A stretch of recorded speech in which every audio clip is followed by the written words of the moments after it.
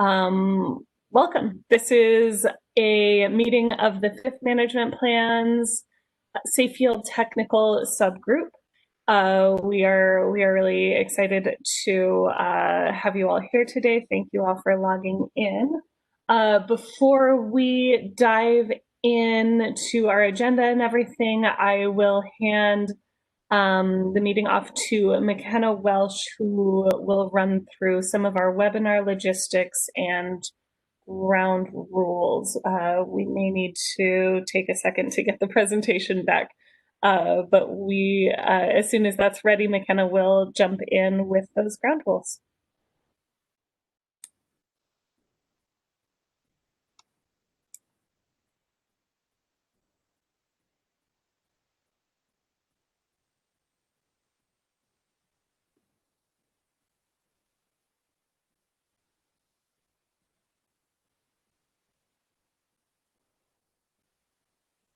Okay, great. Thank you, Natalie.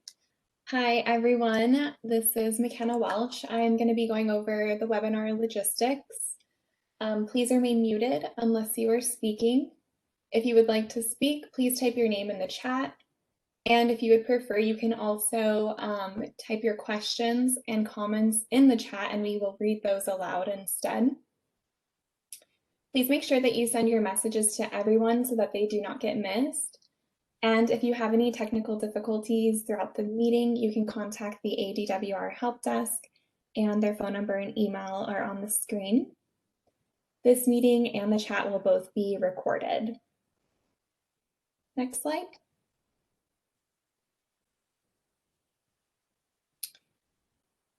So most of you are familiar with our new Google Form questionnaires that we've been using.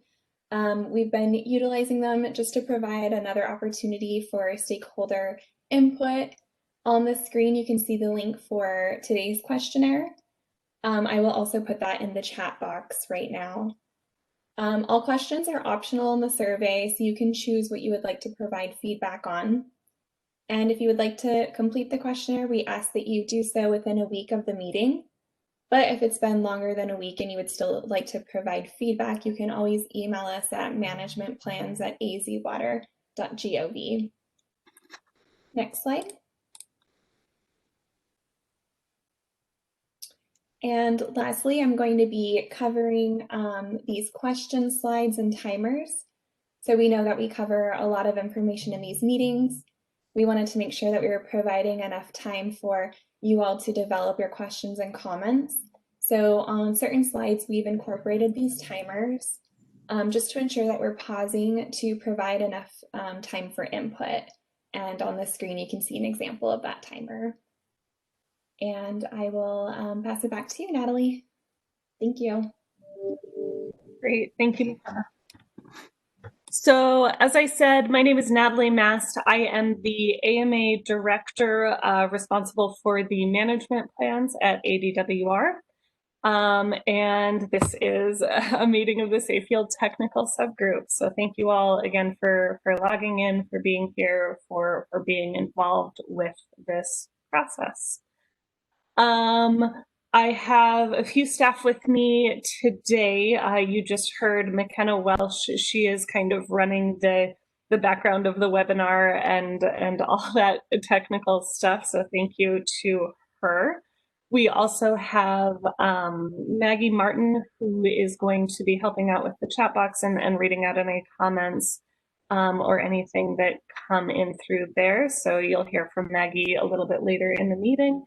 And we also have Amanda Long, who will be doing some of the presentation, talking through a lot of the strategies that we'll be proposing here related to Safe Field throughout this meeting. So you will hear from Amanda as well later in the meeting. Let's go ahead and go to the next slide and run through the agenda quickly. So we have come a long way in this group. So what we'll be talking about today is finalizing just a couple last details on the annual calculation of Safe Field. And then we will be talking about then Amanda will run through a description of each of the AMAs and kind of how the long-term analysis looks for each AMA. And we will also begin talking more about some methods that we would like to propose and put out there for communicating safe field, both to kind of our water professionals and informed community and to the general public. So we're really excited to be working through all of this information today. And we hope to hear a lot of feedback from you all on all of that. So let's go to the next slide, please. As many of you know, just as background, we are working through kind of on a dual timeline for the 4th and 5th management plans. We have a target of adopting the 4th management plans, the remaining 4th management plans by the end of this year. We are on track to meet that target, which is really exciting. And at the same time, we are working to develop the 5th management plans. Our general timeline for the 5th management plans is designed to have those conservation programs in those plans effective on January 1st, 2025, which means that the adoption of those plans needs to be completed by the beginning of 2023. So we are intending to take most of 2021 to draft those plans and most of 2022 to actually adopt those plans. If we could move to the next slide, please. I know many of you have been involved throughout this whole process, but it's worth reiterating.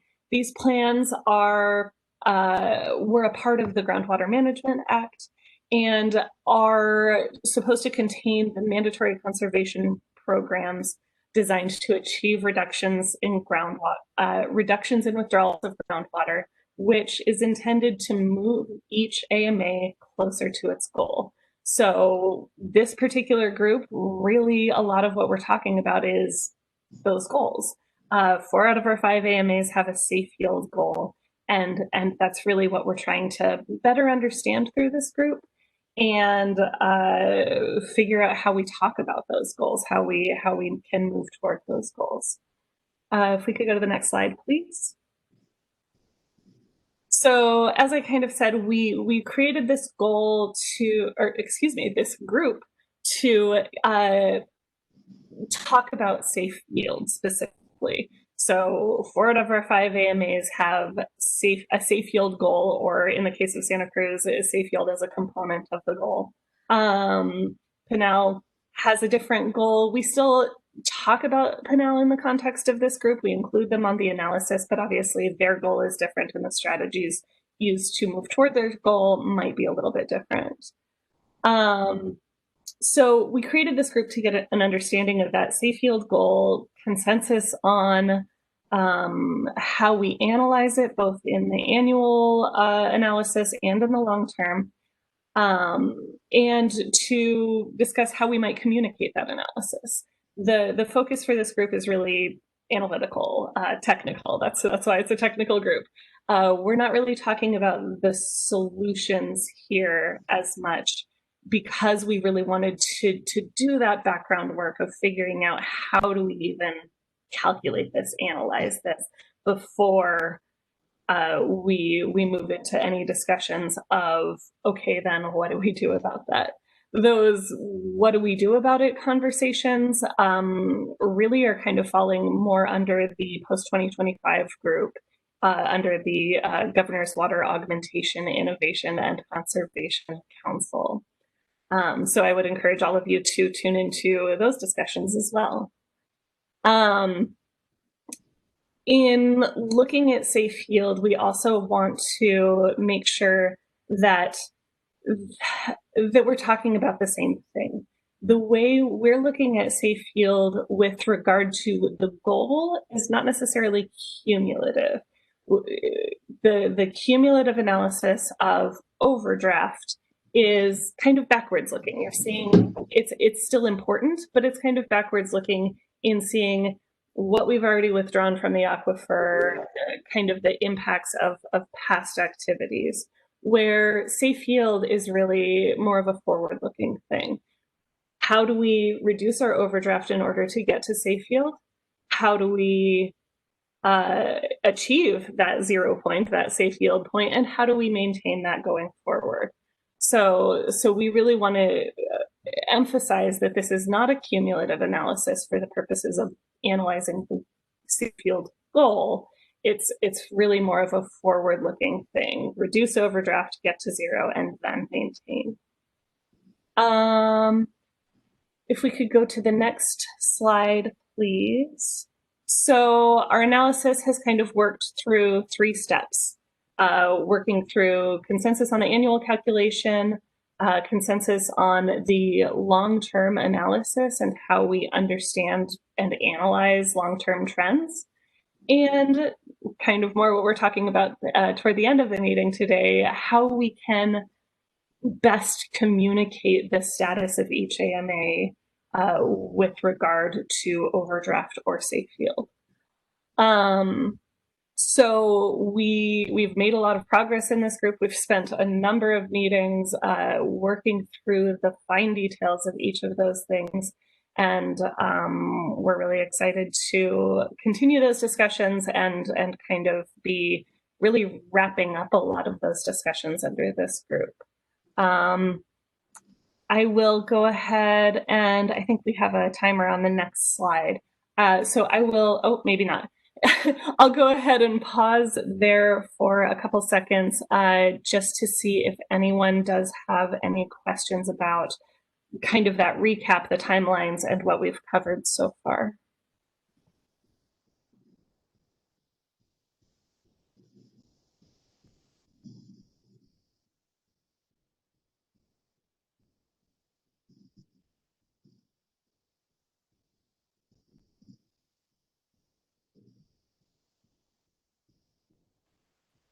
Thank you, Natalie. I'm not seeing any questions or comments in the chat box yet.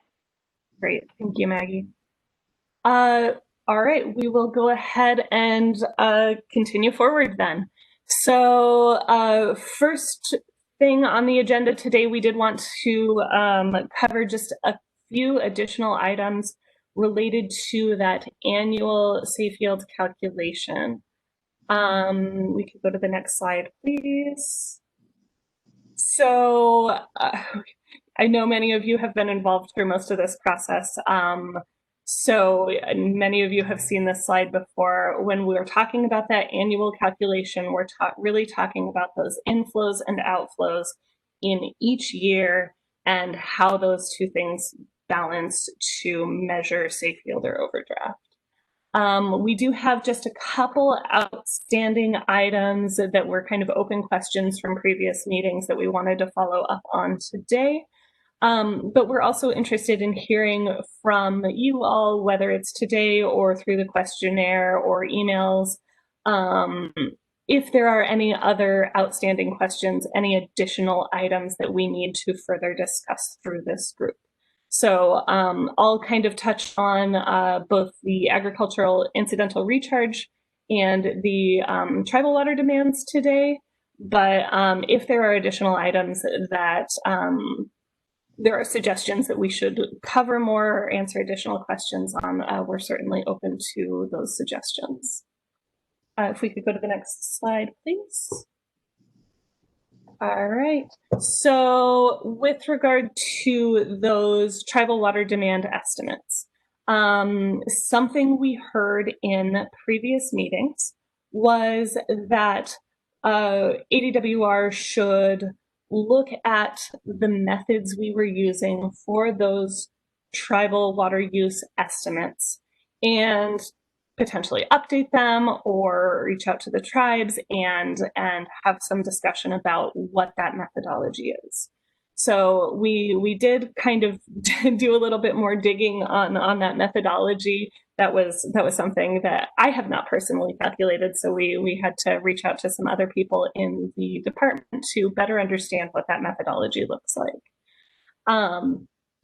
And what we realized was that a lot of that methodology was based on federal documents or prior conversations that ADWR staff had with representatives from those various tribal nations.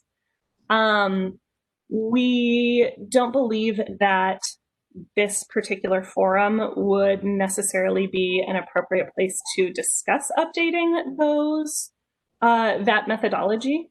So ADWR will be looking to have individual conversations with the individual tribes related to updating those estimates, and updates to that estimate methodology could be considered as a part of future updates to the safe yield calculation. Another suggestion that we heard was to use information from that gets reported as a part of settlement agreements. And we did follow up on that and look into that as well. What we found there was that those settlements aren't necessarily comprehensive. They don't cover all of the tribes within the AMAs that we do water use estimates for. And the data is not necessarily reported in a consistent manner. So in some settlements, groundwater does get reported. In some settlements, total water use gets reported. So it wasn't a data set or information that we could necessarily use across the board in a consistent manner. And that's really a lot of what we're trying to go for here is consistency. It wasn't information that we could use in a consistent manner to replace those water use estimates that ADWR calculates on an annual basis because of that kind of lack of detail in that information and lack of consistency in that data. So our proposal going forward for these tribal demand estimates is we'll continue using ADWR's calculated estimates each year, but we will consider updating that methodology internally, and ADWR will be working to have those individual conversations so that we can include new data, updated data in those estimates if and when it became available. So we can go to the next slide, please. So the other item that we wanted to follow up on today in the annual calculation was related to the agricultural incidental recharge. So our proposal for calculating this agricultural incidental recharge was to look at transmission losses and application losses and use both of those things to calculate an estimated agricultural incidental recharge. So those application losses would be calculated based on the estimated irrigation efficiencies by irrigation type. We were able to get some USGS irrigation type data at the county level. And we also had USGS irrigation efficiency data for each irrigation type based on measurements, observations taken in the Pinal AMA. So we used that information, and what we found was that the AMAs were surprisingly consistent and actually produced much more consistent irrigation efficiencies on average for each AMA than we really anticipated. So the proposal then was to use a 30% irrigation efficiency, or excuse me, a 30% agricultural incidental recharge rate across the board, across the AMAs. We can go to the next slide, please. What we heard related to that proposal was that more analysis might be helpful, whether we look at individual irrigation districts, whether we look at historic water use or evapotranspiration and consumptive use of crops, and that type of thing, to maybe provide some additional context for those estimated irrigation efficiencies that we use to calculate that proposal. In kind of digging into the feasibility of all of that, what we realized was that we don't have more granular data than that county level data that I mentioned, where we had irrigation type by county. So to apply that county level data to the irrigation district doesn't really work. We don't have irrigation type by irrigation district, so we can't necessarily take that kind of broad data and make it more granular. So we couldn't really do that analysis for by irrigation district with the data we have available. We would certainly be open to revisiting this if some kind of data became consistently available, but we also wouldn't want to do that type of analysis just for one irrigation district and not more broadly. So again, with that consistency thing, we want to try to be consistent here as much as we can. With regard to the historic water use, evapotranspiration, consumptive use thing, suggestion, what we found was that we would basically have to apply a lot of assumptions to the crop types, to cropping patterns, to whether farms are double cropping. And we actually think that that type of methodology would introduce a lot more error than what we've used related to the irrigation methods. So we kind of decided that that might not be a great route forward either. Based on the data we have, based on the consistency of the data, and based on kind of our staffing capacity and ability to do that type of maintenance on that, it seemed like it would introduce a lot more error and not provide a better result than what we have. So one additional suggestion that we got was to revisit these values. And that is something that we definitely agree with. This is absolutely something that will, both this calculation and these values will need to be revisited over time. So what we are kind of proposing going forward is to stick with that 30% agricultural incidental recharge rate across the AMAs. And to also revisit this particular value as new data becomes available, and particularly with each new management plan, assuming that the next management plan is, or the next management structure is a sixth management plan or something similar, we would reassess that incidental recharge rate with each update to those conservation programs and plans. So we can go to the next slide, please.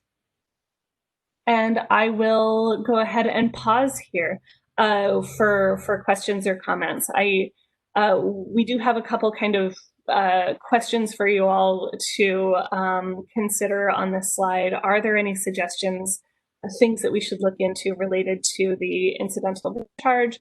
Or are there any additional things that we should be discussing on this annual analysis of safe yield?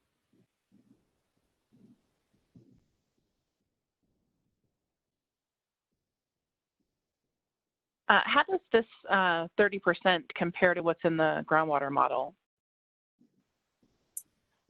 So what's in the groundwater model does vary a little bit by AMA.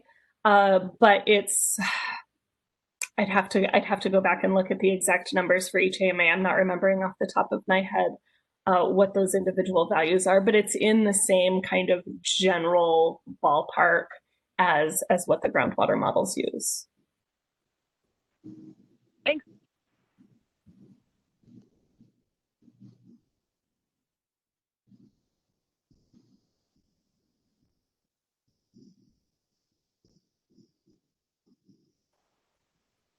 Thank you, Natalie. I have a question here from Trisha. She's wondering, so for 1,000 acre feet of water applied to any crop, you will be assuming that 300 acre feet gets recharged into the local aquifer? Right. So what we would be looking at is total demand, and 30% of that would be considered to be incidental recharge related to agriculture. In some AMAs, that represents a slight decrease. In some AMAs, that represents a slight increase to the rates that were previously used. And again, I don't have those exact previous numbers off the top of my head, but that's something we could follow up on. I have a comment here from Carlos. He's mentioned these numbers, 30% agricultural recharge and Indian water use, are actually very important numbers because they should be incorporated into the AMA groundwater models, which is how you determined whether an AMA is in safe yield. Sure. Thank you, Carlos. So what we're talking about here is kind of the analysis of safe yields in the context of understanding the goals. So we certainly will continue working with our groundwater modelers and in discussing how we might improve these methods. Oh, I think someone might be unmuted. I'm getting some background noise. So we certainly will continue working with our groundwater modelers and our hydrology group on how we update these methodologies, how the models get updated, those types of things. The Indian water use estimates are incorporated into the groundwater models as an estimated demand. But the agricultural recharge actually would be calculated in a slightly different way in those models. So the direct percentage is a little bit more complicated to get at. In any case, the determination of whether an AMA is at safe yield is a little bit different than looking just at the model, looking just at groundwater levels, because as we've talked about before, we have differences in the types of water that are stored underground. So if you have Colorado River water that is stored underground, that retains its legal characteristic as Colorado River water and has certain protections for it. So we don't consider those stored volumes of other types of water as a part of safe yield. So it's not quite as direct as looking at the models to determine whether an AMA is at safe yield. So I know that's something we've covered in previous meetings in this group, but is certainly kind of a confusing thing. Thank you, Natalie. I have a question here from Jessica Fox as well as Kathy Ferris. Same question. They're wondering, shouldn't application losses also include ET? So this could be an overestimation of recharge? So ET would kind of be included in the efficiency side of it. So the what we're kind of counting there is the water that is not getting used by the crops that are being grown. So that estimation would be related to transmission losses, like through irrigation districts and that kind of thing, and would include ET kind of in a backwards way. I guess it's not really a direct measurement of ET. It's more of a looking at the, for lack of a better way to put this, it's kind of looking at the inefficiency associated with any given irrigation method. Some of that water is not going to be used for ET and is going to percolate into the aquifer. So that's kind of what we're trying to look at, is that volume that's estimate. That's what we're trying to estimate is that proportion that is going to percolate into the aquifer.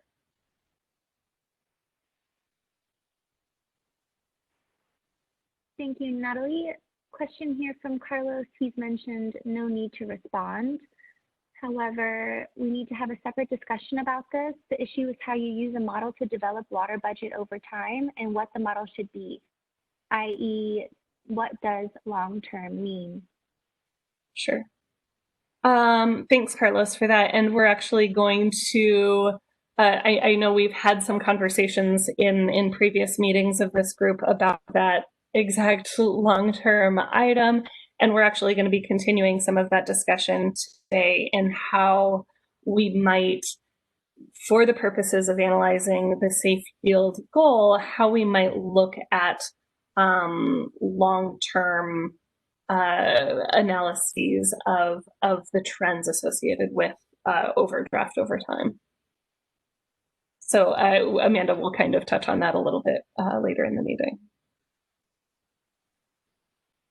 Sarah Porter is wondering, what is the typical range of consumptive use for a given quantity of irrigation in Arizona to help us better understand the 30% recharge? Right. So what we were looking at related to irrigation for kind of a typical range of consumptive use. So if you think about a volume of water that gets applied to that field, to a field, some of that water is going to go to consumptive use of the crops and evaporation. Some of that water is going to percolate into the aquifer.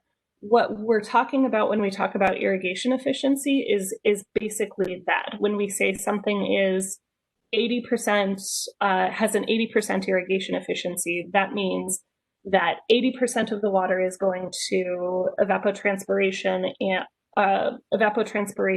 or consumptive use of the plant, and 20% of that water is going to recharge into the aquifer. So that's kind of what we're looking at here. I think on a previous slide, I'm not remembering which slide number, Amanda, maybe you can scroll back a couple slides. On a previous slide, we did have a listing of kind of those averages of what we saw for the irrigation methods and their relative irrigation efficiencies. And what we saw was that those irrigation efficiencies, so we base these irrigation efficiencies on irrigation type for the proportion of the county in each AMA. So the irrigation efficiencies that we saw, once it was all averaged out by the various types represented in each AMA, what we saw is that those irrigation efficiencies are actually very close to each other. So they range kind of in that 76% area, right around 76% in every case, which means that your application losses there, so 76% goes to evapotranspiration and 24% goes to incidental recharge, your application losses. And that's kind of what you can see on the right-hand side at the bottom of this slide here. That's where that 24% comes from. So it's 24% plus a portion of the transmission losses that are assumed to percolate into the aquifer. And that's how we got to that 30%. Hopefully that helped and didn't just further confuse. I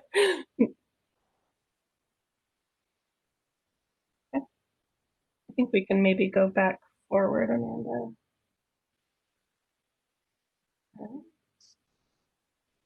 Thank you, Natalie. I'm not seeing any additional feedback or questions at this time. Great. All right, we'll go ahead and move forward. And I will hand it off to Amanda here to talk about some of the additional work that we've been doing on this long-term analysis discussion. Amanda? Thanks, Natalie. Good morning, everybody. My name is Amanda Long. I'm the program coordinator for the Management Plans team. Today, I'm going to talk about the strategies for the long-term analysis of safe field, and then I'll also bring forward a proposal that we have for the communication of safe field. So in previous meetings, we have discussed multiple methods that we can look at safe field in the long run. At the last meeting, we proposed a method, and we're hoping on getting some consensus on this method today. And I'm also going to walk through what that proposal will look like for each AMA. So just as a reminder, the basis for looking at a long-term analysis is the statutory definition of safe field, which includes a long-term balance of the annual withdrawals and recharge. So again, we introduced this method at our previous Safe Field meeting. It's a hybrid of some of the potential methods that we had discussed. It does take a long-term average of the natural components and a short-term average of the artificial components, or those components that are not natural. I won't go through all the components, but both the natural and the artificial components are listed here on this slide, divided by inflows and outflows. This method acknowledges that the natural components, including streambed recharge, mountain front recharge, are on a longer term cycle. And the method also acknowledges that the artificial components, such as groundwater demand patterns, may be on a shorter cycle and help to capture some of those short-term changes. So we did get some pretty good feedback on this method within the meetings, as well as in the Google questionnaire after the meeting. There was quite a bit of support for using 20 years for the long term. So we're going to go ahead and propose that for the rolling average of the natural components. And there was also some pretty good support for both a 5 or 3 year rolling average for the artificial components. So we're going to propose a 3-year rolling average for that because of that support, and also because it does match up with some other lengths that we use within the management plans, such as GPCD and LNU. So I'm going to walk through what this proposal looks like for each of the AMAs. So before I go through each AMA, a couple of things to keep in mind here is that this does give an idea of how the proposal might look like for each AMA. However, it doesn't include all of the changes that we've talked about in the annual components. So this doesn't include any changes to the municipal or agricultural incidental recharge. So these results can change depending on what we decide for those annual components. So starting with the Prescott AMA, which is the AMA that we had first looked at when we started to talk about this long-term analysis. This shows a screenshot of the overdraft dashboard that we introduced a few meetings ago. In the bottom right-hand corner here is the raw inflows and outflows. The dark teal is the outflows, and the light teal are the inflows, and then that black line is the amount of overdraft over time. The purple graph above follows the same structure as the teal one. The inflows are in light purple, the outflows are in dark purple, and the black line is showing the overdraft over time. So for the Prescott AMA, comparing the two graphs, you can see that there is a lot of variability in that teal graph. Oops, excuse me. So you can see that there's a lot of variability in that teal graph in the bottom right. And that variability is smoothed significantly in that purple, or the proposed method. And using this method, it shows that the Prescott AMA is in a long-term state of overdraft. In the Phoenix AMA, there's a little bit less variability as compared to Prescott. Comparing the raw data with the proposed method, you can see that there are similar rises and falls in the overdraft line. In the years 2006 to 2010, the Phoenix AMA annually was not in a state of overdraft. And this is reflected well in the proposed method. When determining this method, we were really quite concerned about any masking potential that any one method might have. So our goal was to have a method that showed the trends, but also did not mask any progress or lack of progress that was made. So in the Phoenix AMA, this proposed method does not seem to mask any progress that was made in those 2006-2010 years, while also showing that the Phoenix AMA seems to, in the long run, be in a state of overdraft. For the Pinal AMA, as Natalie mentioned, the Pinal AMA safe yield is not the goal, but looking at inflows and outflows over time can still be a useful and informative exercise for the AMA. In the Pinal AMA, you can see that the major flood event of 1993 has been significantly smoothed out and spread in the 20 years around it. And as the egg pool has decreased and other changes have occurred in the Pinal AMA in recent years, the level of groundwater mining and overdraft has increased.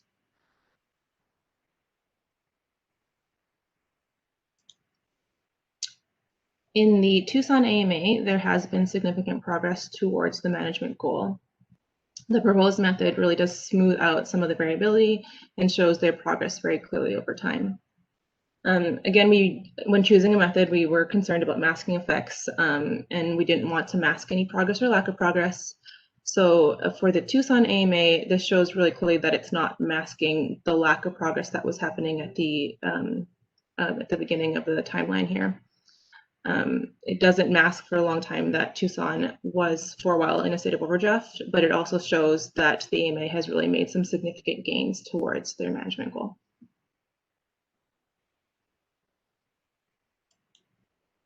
And then finally, for the Santa Cruz AMA, safe yield is one portion of the management goal for the Santa Cruz AMA.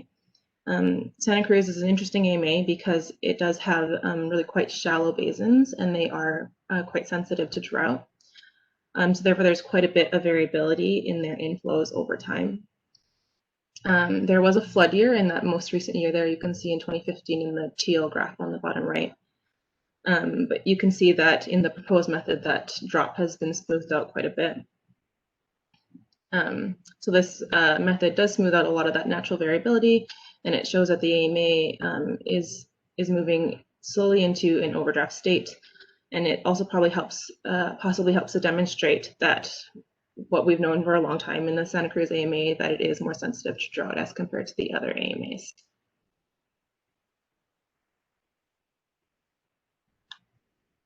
So I'm going to go ahead and stop here for questions. Some things to keep in mind. Do we have any other comments about this proposed method? Or are there any questions about specific AMAs that I've walked through today?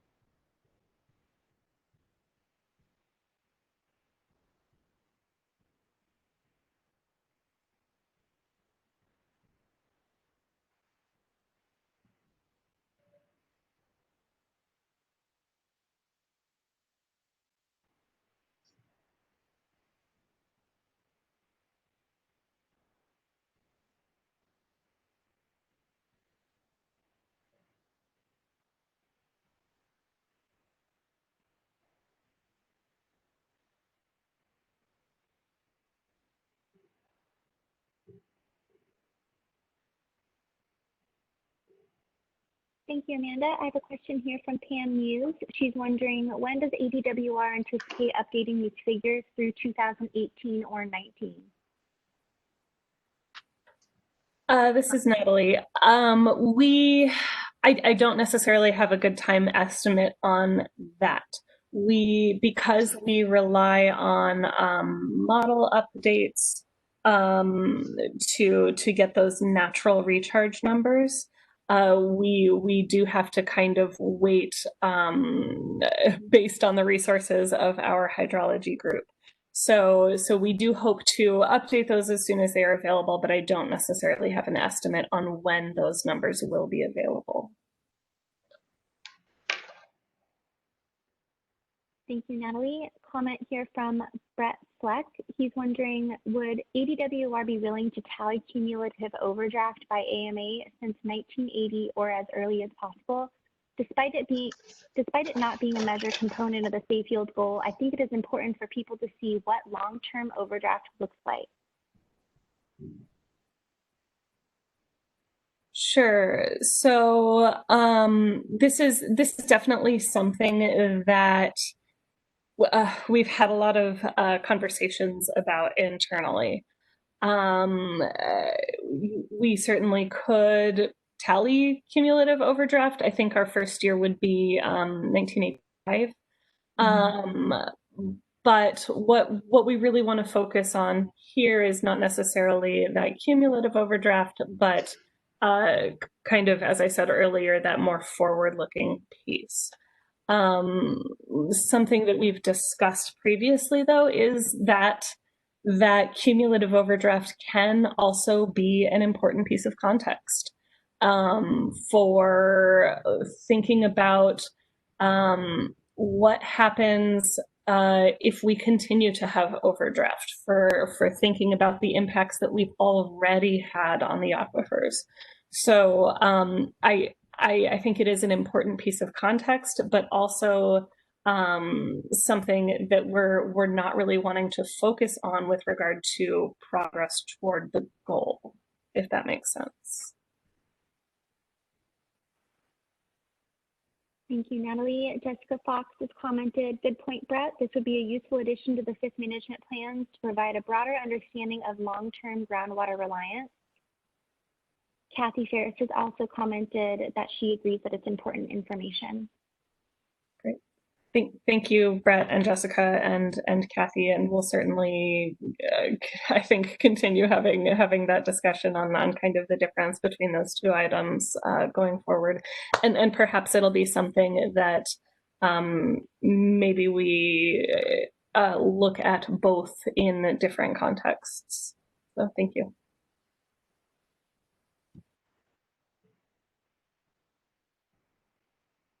I'm not seeing any additional questions or comments in the chat box. Thanks, Natalie, and thanks, Maggie. If there are any more questions on the long-term analysis, I'll go ahead and move on to some potential communication strategies. So as we've discussed in this process, safe yield can be confusing and incredibly difficult to understand. So we want to be consistent and clarify how we talk and communicate safe yield. Along those lines, our goals with this communication strategy is to have it be simple and clear, have it accurately reflect what's happening in the AMA, and to communicate the status as well as any progress that might still be needed. In the last meeting, we brought up some potential methods for communicating safe yields, which are listed here on this slide. We very much would like to thank you for your comments and feedback. We did get a lot of valuable feedback on this item. And from all your comments and feedbacks and suggestions, we have developed a proposal for communication for your consideration today.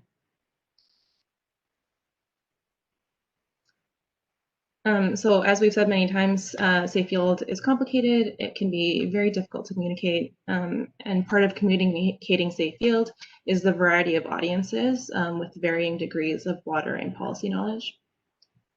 So we think it might make sense to cater a method to two different groups. The first being the general public, or those who might not have a lot of water knowledge.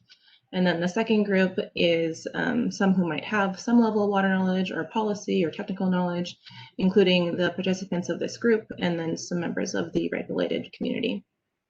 So we split up the proposal in this way. First, for the general public, we have a very high level summary or short narrative of the AMA status. And this is possibly something that we can also pull from the last item on that second list, which I'll explain a little bit later on. And then for the general public, there also needs to be a pretty significant educational piece for explaining what safe yield is. ADWR does make some really great infographics that help disseminate information.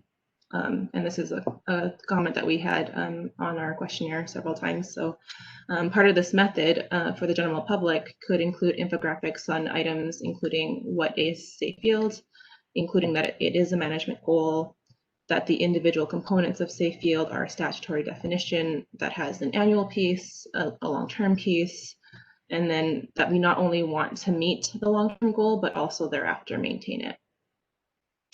And also this could have some degree of information about safe yield as not being perfectly hydrologic or perfectly legal, but more of a combination of both. Could also have some infographics on the fact that safe yield is an AMA level goal, meaning there could be localized increases in groundwater, but that doesn't necessarily mean that AMA is at safe yield. And then also maybe a high-level infographic on what each AMA is doing to meet the goal, including information on conservation programs in the management plans. For the more informed or technical audience, and this is where we'll spend most of our time on today, we are proposing using a combination of methods that were presented as potential methods in the previous slide. We know that no one metric can tell us on its own what the status of each AMA is. So looking at several different metrics could be more informative. This method is a hybrid of the potential methods that we presented in the previous slide. We did also get a lot of feedback that a communication strategy shouldn't be entirely quantitative as much as we sometimes might want it to be, and it also shouldn't be entirely qualitative. So this method is also a hybrid of both of those things. Our proposed metrics list is listed here, and I'll use the next slide to explain them in a little bit more detail and show a few preliminary results as well. And I will come back to this item again, but that long-term status, that final line on the column, would be kind of a soundbite for that first line of the general public one, the summary of each AMA status.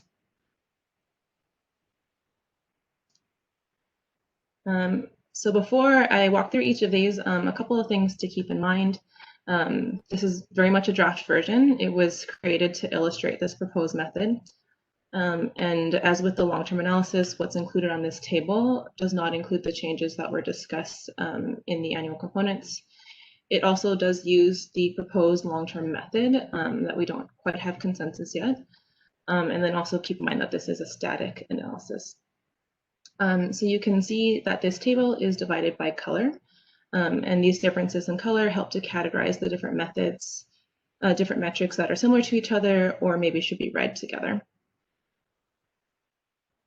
So the first is the annual metric at the top. This is the only metric that uses the raw data. It is the amount of years that are in overdraft versus not in overdraft. So this is an X if there are more years in overdraft than not in overdraft, and otherwise it is a check. And this is a strategy that has been used in several past management plans. So you can see with our preliminary results here that all of the AMAs have more years in overdraft than not. So the next 5 metrics, so the dark gray and the blue, are all related to the long-term analysis and uses the proposed long-term method in the preliminary results.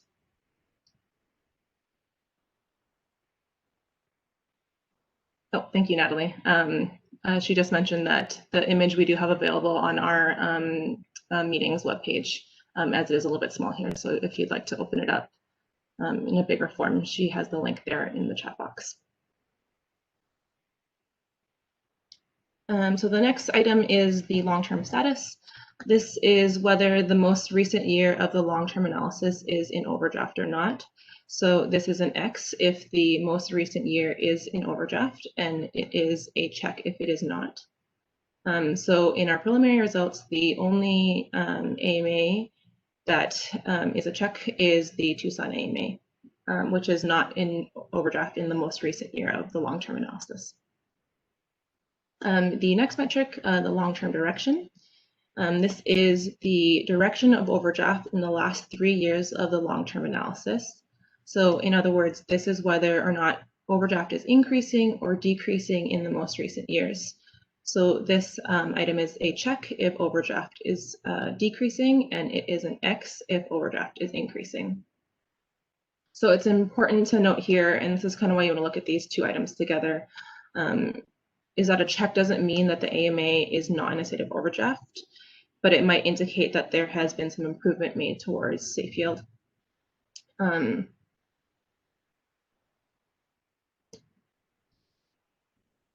It doesn't mean that the improvement will continue, and it doesn't mean the AMA is at safe yield. It just means that the AMA is decreasing their overdraft in that time period, and moving towards safe yield, or in the case of Tucson, maintaining it. So for example, in the Santa Cruz AMA, although in a state of overdraft, they seem to be making some improvements towards that goal. And then, as I mentioned, for Tucson, they seem to be at or around safe yield, and then also maintaining it. So the next 3 metrics in blue are different versions of a similar metric, answering the question that we get really quite often, which is how far are we from safe yield? And so these 3 items should kind of be read together. The first is the single year overdraft, and this is the volume of overdraft in the most recent year of the long-term analysis. So this is the amount it would take to not be in a state of overdraft in the most recent year. And to provide additional context for this, the number is also showed as a percentage of total demand.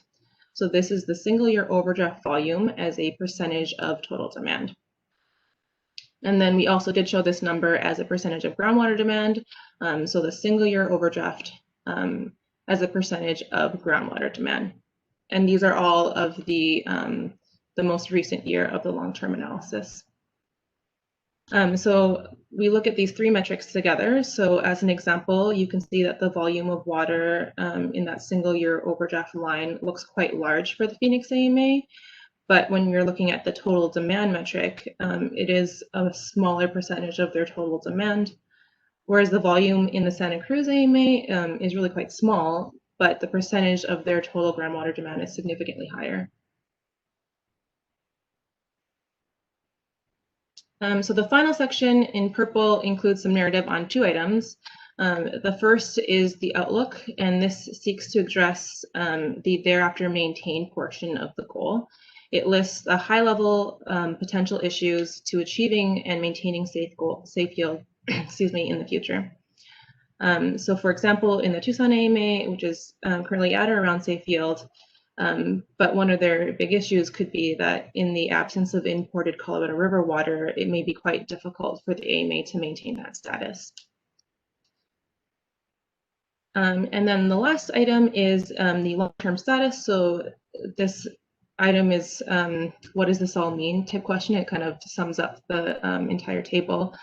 And it shows a high-level summary of the long-term status of each of the AMAs. And then this is what we would use as the high-level summary for the general public piece as well.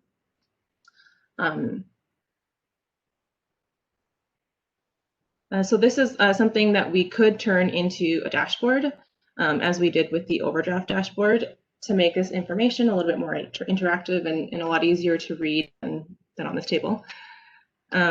Safe yield is also a very AMA specific thing, and I know a table like this kind of makes it look like we're comparing the AMAs against each other, which shouldn't be the case.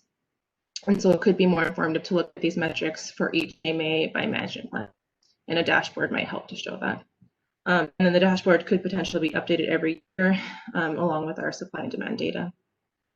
And so it's not something we've done yet, but it's something that if there is support for, we'd like to develop in the future. And then I will go ahead and take questions on this. Some things to keep in mind: do we think that this could be an effective way to communicate safe yield? If you have any questions about individual metrics or any other suggestions on how we can improve the proposal.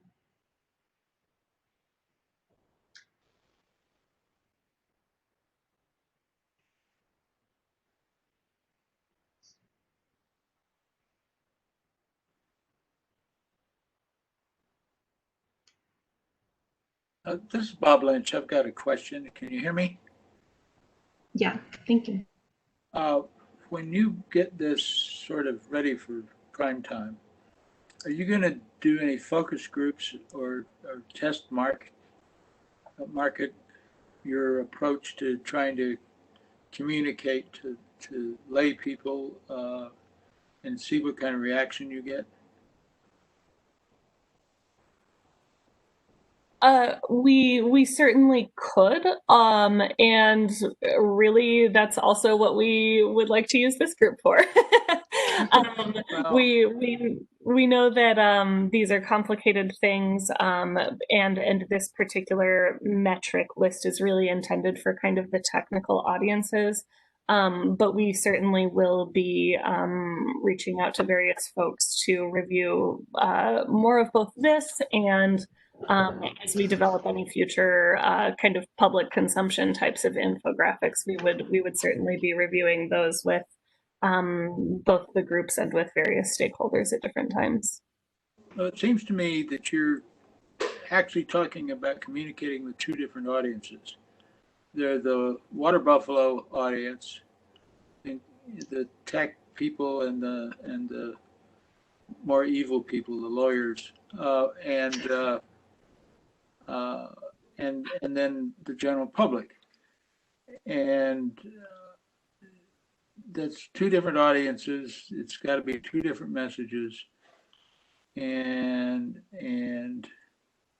it seems to me that well, you're starting in the, you know, correctly working with the techies to ensure that your methodology is sound.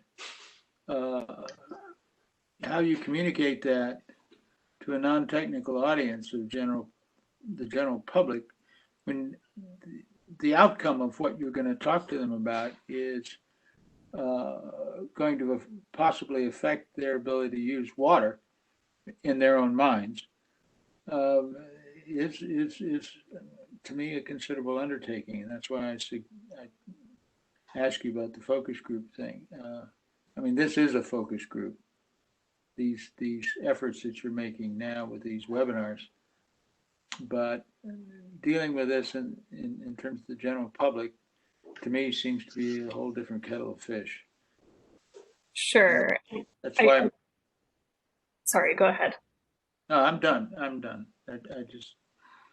Yeah. We definitely agree with that. There's a lot of complexity here, and there's a lot of nuance that can be lost in simplifying something like safe yield. So we are certainly approaching this with some caution. We are collaborating closely across the agency, and will definitely be requesting feedback from the group, from various people before kind of rolling anything, particularly for the general public out. Well, that's fine, but I hope you also sort of put a check mark by on your to-do list of having to separately consider and engage the services of people who are specialists in communications on how and what message and how it's going to be delivered to the general public, because it's one thing to talk to people who get on these webinars. It's another thing to talk to the general public, which then has political effect as well. So I think that particular exercise is going to take some serious thought. Yeah, it's a great point, and we do have a communications team at ADWR. We've already had some kind of preliminary conversations with them about the types of things that might develop, but it's definitely a point well taken. I appreciate that. Thank you.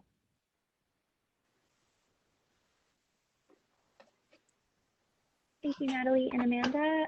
Question here from John Munderlow. He's wondering, what is the long-term status row based on? The Prescott AMA Fourth Management Plan shows the Prescott AMA reaching safe yield. So the long-term status, that line is based on that proposed method with the 3-year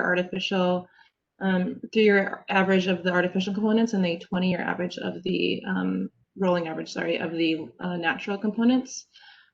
So that is based on the very last year of the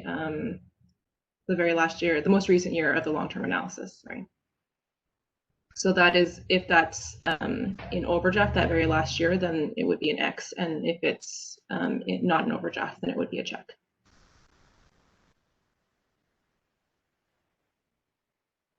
I can't.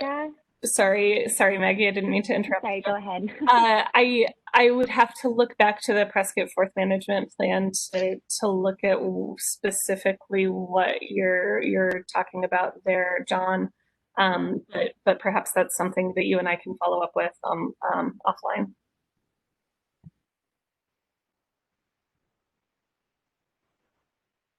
Thank you, Natalie.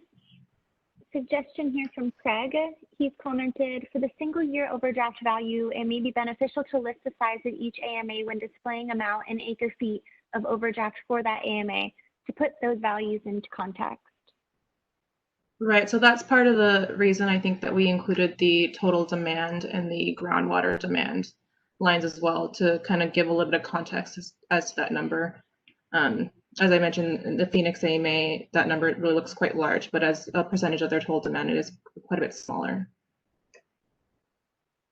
don't know if you have anything to add there, Natalie. No, I think that's fine. We certainly are open to additional suggestions on metrics for this list, how we can better put this all in context. As we kind of mentioned, this particular chart is obviously pretty detailed and really for more technical audiences. So we're open to additional ways that we can provide a little more nuance here.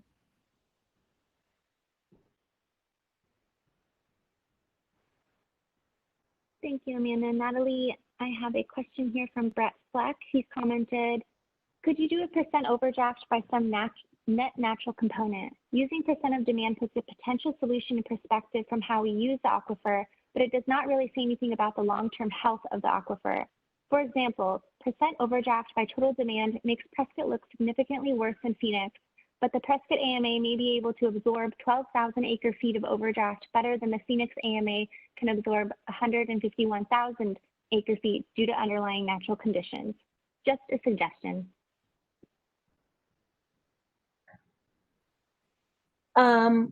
That's a good suggestion. That's an interesting point. I don't know that we've specifically looked at it that way with these recent efforts. So that's something we can follow up on. Thank you, Brett.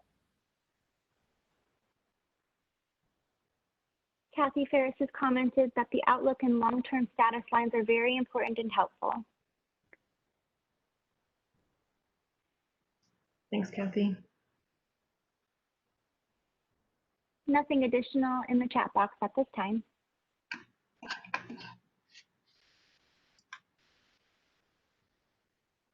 All right, if there aren't any more comments and questions, and I will pass this back to Natalie. But as a reminder, we do have that Google questionnaire that is live, and you can fill out at the end of this meeting a little bit more time to kind of absorb everything I've gone through and also provide more elaborate responses if you'd like.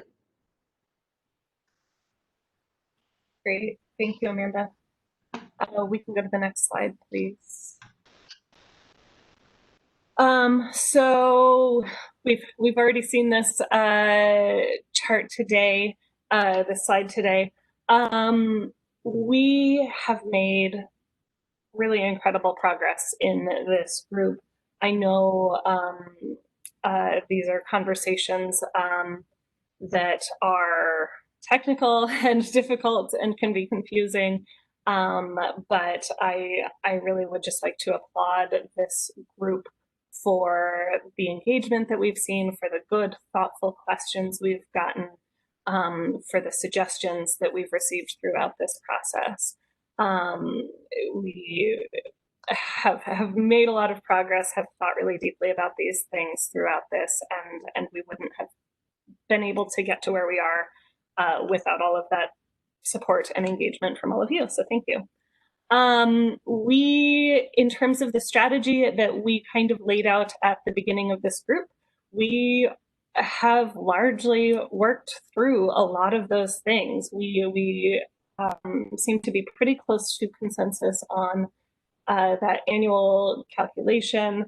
I think we have a really reasonable and intuitive approach. Well, I should say intuitive for me, but I know it's complicated and can be confusing on that long-term analysis. But I think we have a good approach for better understanding the trends for that long-term analysis. And I think we're starting to get really close to a place where we have some solid methods for communicating the status of each AMA. So that is really exciting. What I would request of all of you is that we need to hear from you all. Are there things that, are there topics that we need to discuss further? Are there things that we need to explore further? Are there things that we need to make sure we're explaining in more detail, more thoroughly, allowing more time for questions for? We are certainly open to having additional discussion on these things, but we also don't want to waste your time. We know that all of you are busy. So I think we'll probably need to have at least one more meeting to kind of wrap up some of this communication discussion and to also think about kind of the general public piece of that communications methodology. But beyond that, we would really be looking for additional suggestions if there are additional things that we need to cover, or maybe suggestions on whether it's time to really kind of wrap up some of these conversations. We do intend to create a write-up of the work that this group has done and the kind of details of the methodology and approach here. So that is something that we are just kind of in the very early development stages of. But once that report was better developed, we would reconvene this group and be looking for feedback and that type of thing on that report.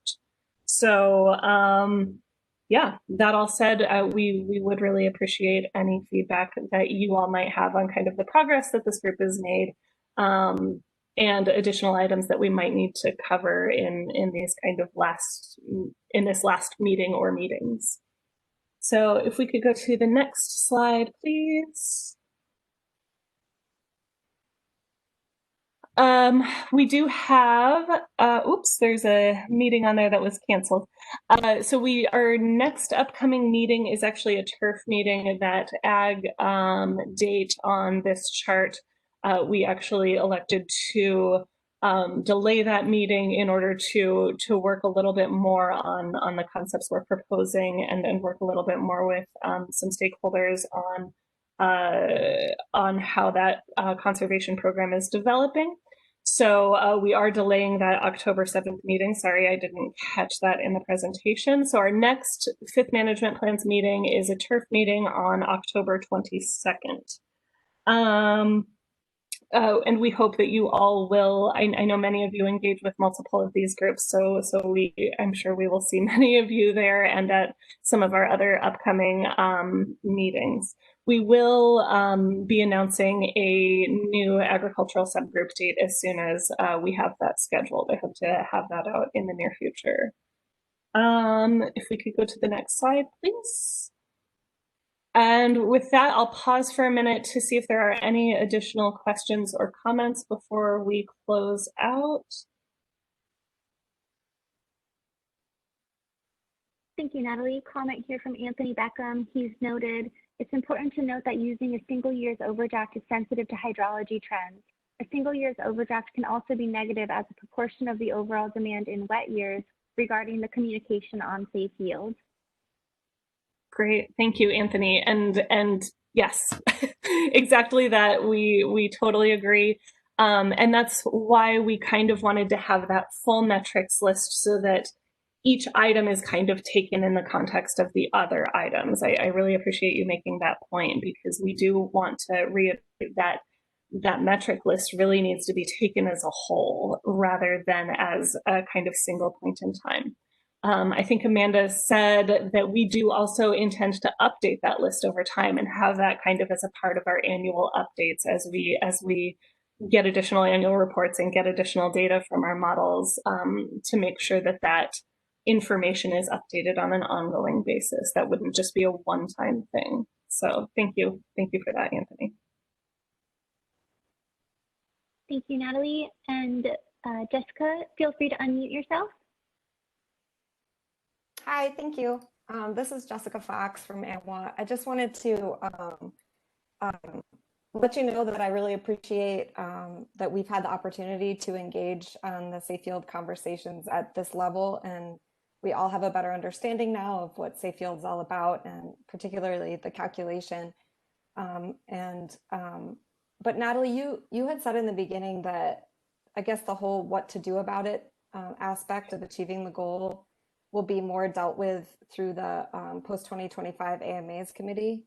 And I just really want to encourage and support the department to take on those discussions as part of the fifth management plan development, whether that's through this group sort of pivoting into those next conversations, which I think really follow the bottom two lines that you included in this table, the outlook and the long-term status.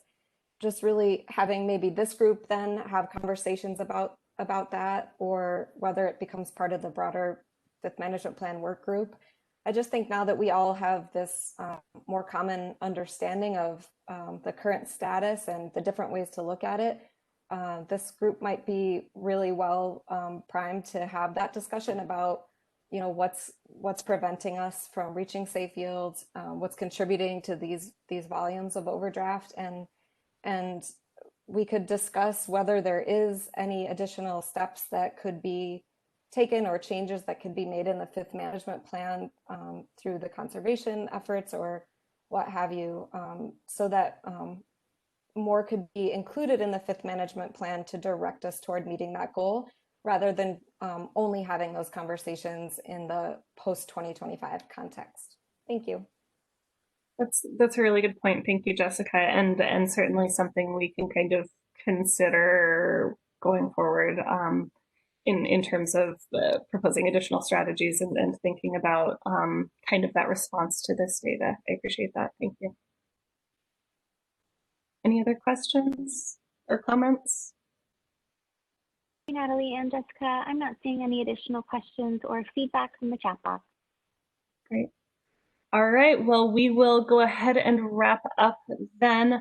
Thank you again.